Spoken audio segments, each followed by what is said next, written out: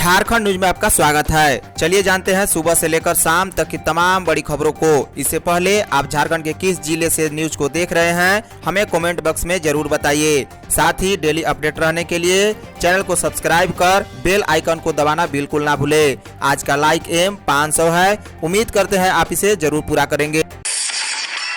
झारखंड में आंगनवाड़ी सेविकाएं लेंगी class. Covid के कारण राज्य के स्कूल 2 साल तक बंद रहे। इससे पढ़ाई को हुए नुकसान की भरपाई के लिए राज्य के सरकारी स्कूलों में कक्षा 3 तक के 15 लाख बच्चों के लिए सरकार अतिरिक्त कक्षा संचालित करेंगी।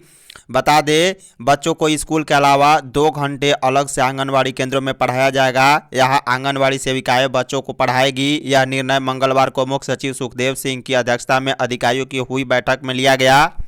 राज्य के सरकारी विद्यालयों में कक्षा 3 तक लगभग 15 लाख बच्चे नामांकित हैं। स्कूली शिक्षा व साक्षरता विभाग इसे लेकर प्रस्ताव तैयार करेगा। बैठक में स्कूली शिक्षा एवं साक्षरता विभाग के सचिव राजेश कुमार शर्मा, समाज कल्याण विभाग के सचिव अविनाश कुमार, झारखंड शिक्षा परियोजना निदेशक AK डोडे, झांसी निदेशक किरण कुमारी पासी, झांसी के राज्य कार्यक्रम पदाधिकारी अविनाश कुमार समेत अन्य लोग शामिल थे। खुट्टी में जुलूस पर पत्थरबाजी, हालात बेकाबू। झारखंड की राजधानी रांची से सटे खुट्टी जिला मुख्यालय में जुलूस निकालने को लेकर 2 गुटों के बीच मंगलवार को हुए पथराव के बाद लोगों में तनाव बना हुआ है। बुधवार को एक बार फिर पथराव होने के बाद पुलिस प्रशासन ने सख्ती बरतना शुरू कर दिया है। इसके साथ ही शहर में RAF के अतिरिक्त जवानों को भी तैनात कर दिया गया है। खुट्टी में मंगलवार की शाम को एक धार्मिक जुलूस पर किए गए पथराव के मामले में रांची जोन के IG पंकज कंबोज ने बुधवार को समाचार एजेंसी ANI को बताया कि हालात को देखते हुए शहर में RAF के अतिरिक्त जवानों को तैनात कर दिया गया है। उन्होंने कहा कि दोनों पक्षों के अपराधियों की पहचान की जा रही है, उन पर मामला भी दर्ज किया जाएगा। उन्होंने कहा कि फिलहाल स्थिति शांतिपूर्ण है। उन्होंने यह भी कहा कि शहर में शांतिपूर्ण स्थिति बनाए रखने के लिए शांति समिति के साथ बैठक आयोजित की जाएगी। रांची के प्रमुख चौराहे होंगे लेफ्ट फ्री। सड़क सुरक्षा की बैठक मंगलवार को रांची समाहरणालय भवन में हुई। अध्यक्षता DTO प्रवीण कुमार प्रकाश ने की। बैठक में लंबित कार्यों की समीक्षा की गई। DTO ने रांची जिले के प्रमुख चौक चौराहे को लेफ्ट फ्री करने के लिए सभी स्टेक होल्डर और पुलिस उपाधीक्षक को काम करने का निर्देश दिया। उन्होंने NH, RCD, JRDCL, NHIE, SHAJ को 30 अप्रैल तक दुर्घटनाग्रस्त क्षेत्रों को चयन करने का निर्देश भी दिया है। झारखंड में अब ग्राम प्रधान भी कर सकेंगे 25 लाख तक खर्च। झारखंड में आदिवासी संस्कृति और कला केंद्रों के विकास के लिए परंपरागत ग्राम प्रधान, मानकी मुंडा, मांझी व पाहन की अध्यक्षता वाली ग्राम सभा चयनित लाभुक समिति के माध्यम से 25 लाख रुपए तक का कार्य करा सकेगी। कल्याण विभाग ने अनुसूचित क्षेत्रों में यह योजना शुरू की है, जिसके तहत यह वित्तीय अधिकार सौंपा गया है। इसमें आदिवासी संस्कृति कला केंद्र, मांझी भवन, मानकी मुंडा भवन, परहा भवन, परगना भवन, धूमकुड़िया भवन, गोडासे निर्माण व मांझी थान शेड निर्माण के लिए राशि खर्च की जा सकेगी। 15 प्रखंडों में अंडरग्राउंड वाटर की स्थिति चिंताजनक। झारखंड के 15 ब्लॉक में भूगर्भ जल की स्थिति चिंताजनक व गंभीर है। इसे लेकर सेंट्रल ग्राउंड वाटर बोर्ड ने रिपोर्ट जारी कर आगाह किया है। बोर्ड की रिपोर्ट में सभी 260 ब्लॉक का अध्ययन कर इन्हें 4 वर्गों safe zone, over exploited, critical व सेमी क्रिटिकल में बांटा गया है। बोर्ड की रिपोर्ट में सभी 260 ब्लॉकों का अध्ययन कर इन्हें 4 वर्गों safe zone, over exploited, critical व सेमी क्रिटिकल में बांटा गया है। एक तरफ राज्य के 260 में 245 ब्लॉक में भूजल को सुरक्षित बताया गया है, वहीं 15 ब्लॉक के भूगर्भ जल की स्थिति चिंताजनक बताई गई है। अनुसूचित जनजाति की जमीन की होगी जांच। लोहरा अनुसूचित जनजाति की खतियानी जमीन की खरीद बिक्री लोहरा के नाम पर धड़ल्ले से होती रही है। ऐसा लिपिकीय त्रुटि के कारण होता रहा है। अधिकतर लोहरा अनुसूचित जनजाति के खतियान में जाति लोहरा दर्ज है। जनजातीय कल्याण शोध संस्थान ने अपने अध्ययन में इस तथ्य को पाया था। इस कारण जमीन की प्रकृति पिछड़ी जाति का बताकर उसकी रजिस्ट्री होती रही है। यह मामला काफ़ी अरसे से उठता रहा है। अब रांची जिला के अपर समाहर्ता ने ऐसी प्रकृति की जमीन की रजिस्ट्री पर रोक लगाने और 2008 से लेकर अब तक हुई रजिस्ट्री को रद्द करने के लिए जांच का निर्देश दिया है। विश्वविद्यालय के छात्र करेंगे एमडीएम की निगरानी। स्कूलों में विद्यार्थियों को मिलने वाले मिड डे मील एमडीएम की निगरानी अब विश्वविद्यालय के विद्यार्थी भी करेंगे। मिड डे मील को पीएम पोषण शक्ति निर्माण योजना के रूप में तब्दील करने के बाद केंद्र के निर्देश पर विश्वविद्यालय अनुदान आयोग ने सभी विश्वविद्यालय के कुलपति, कॉलेजों के प्राचार्यों व संस्थानों के निदेशक को पत्र भेजकर इस दिशा में कार्रवाई करने का निर्देश दिया है। बता दें, यूजीसी के सचिव प्रोफेसर रजनीश जैन के अनुसार प्रथम चरण में सभी विश्वविद्यालय व कॉलेजों में होम साइंस, सीएनडी, न्यूट्रिशन व फूड से संबंधित कोर्स पढ़ने वाले विद्यार्थी स्कूल में संचालन होने वाले पीएम पोषण योजना की निगरानी करेंगे।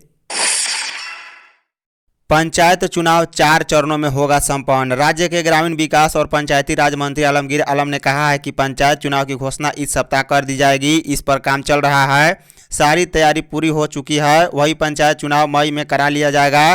पंचायत चुनाव प्रयास हो रहा है कि मई में हर जिले में चुनाव हो जाए, जून तक यह नहीं जाए।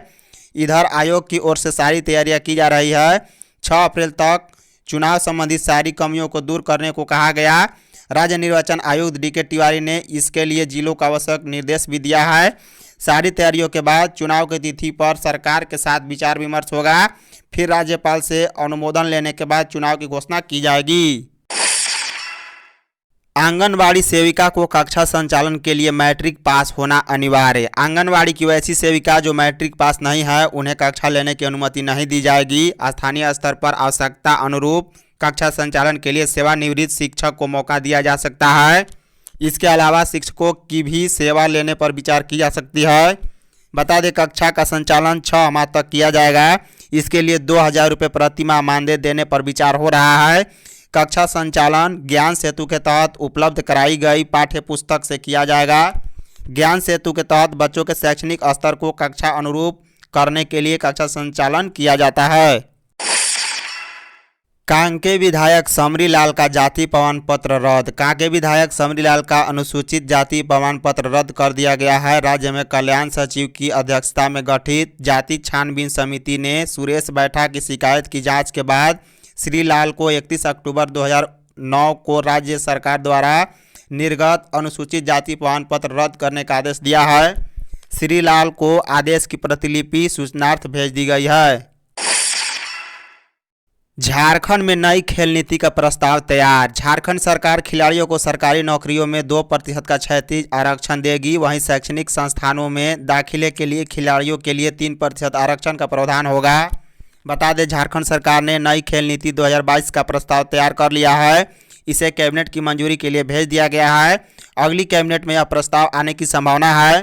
प्रस्ताव में स्वस्थ झारखंड, खुशहाल झारखंड की दृष्टि रखी गई है। साथ ही देशज व पारंपरिक खेलों को बढ़ावा देने की बात कही गई है। सरकार ने राज्य में खेल संस्कृति विकसित करने पर जोर दिया है, जिसमें ग्राम पंचायत से लेकर राज्य स्तर तक विभिन्न प्रतियोगिता का आयोजन होगा। अंतर्राष्ट्रीय हिंदी और सामाजिक विज्ञान ओलंपियाड में डीपीएस बोकारो के स्टूडेंट का रहा सर्वश्रेष्ठ प्रदर्शन।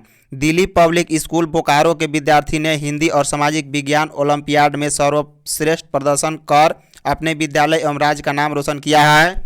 बता दें, सिल्वर जोन फाउंडेशन नई दिल्ली द्वारा आयोजित अखिल भारतीय हिंदी ओलंपियाड 2021-22 में डीपीएस बोकारो के विद्यार्थी ने अपनी प्रतिभा की छाप छोड़ी है। हजारीबाग में हाथियों का झुंड ने मचाया तांडव। हाथियों का झुंड सदर प्रखंड के बोचो पहाड़ पर बुधवार की सुबह चढ़ गया, जिससे बोचो, बभनी, सलैया व न्याय खाप के ग्रामीणों में दहशत का माहौल है। हाथियों की चिहाड़ से आसपास के लोग डरे सहमे हुए हैं। इसकी सूचना पाकर वन विभाग ने ग्रामीणों से हाथियों को न छेड़ने की अपील की है। हाथियों का ये झुंड 5 अप्रैल 2022 की देर रात NH-33 4 लेन बाईपास कोनार नदी के किनारे लगे गेहूं, चना के फसल को चट कर दिया और खेत में लगे टमाटर व अन्य सब्जियों को भी रोड डाला है।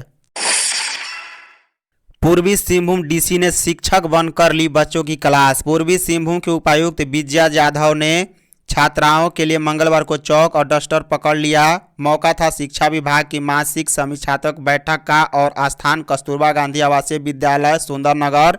बैठक से पहले ही उपायुक्त विजया जाधव अचानक विद्यालय की छात्राओं के बीच पहुंच गई और उनसे बातचीत करने लगी। इस बीच उन्होंने विभिन्न कक्षाओं का निरीक्षण किया। इसके बाद छात्राओं से उन्होंने कुछ सवाल भी पूछे और खुद जवाब भी दिए।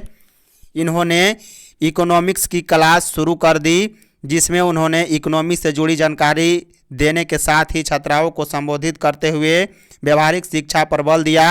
उन्होंने कहा कि किताबी ज्ञान से ज़्यादा जरूरी है कि बच्चों को व्यवहारिक शिक्षा मिले ताकि वे बाहरी दुनिया में खुद को स्थापित कर सके।